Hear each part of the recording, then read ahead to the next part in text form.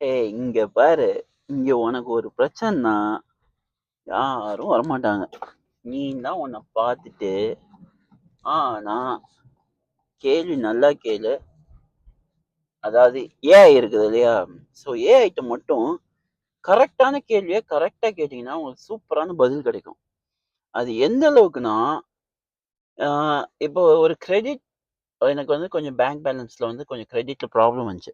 So அத வந்து நான் ஏஐல போட்டு என்னோட எல்லா டீட்டெயிலையும் குடுத்து பண்ணேன்.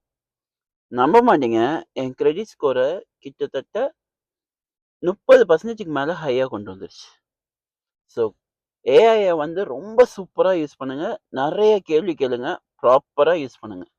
அதுல வெறும் இந்த இமேஜ கிரியேட் பண்றது, இந்த இத கிரியேட் பண்ண அதெல்லாம் யூஸ் பண்ணாதீங்க. அதெல்லாம் தேவையே இல்ல.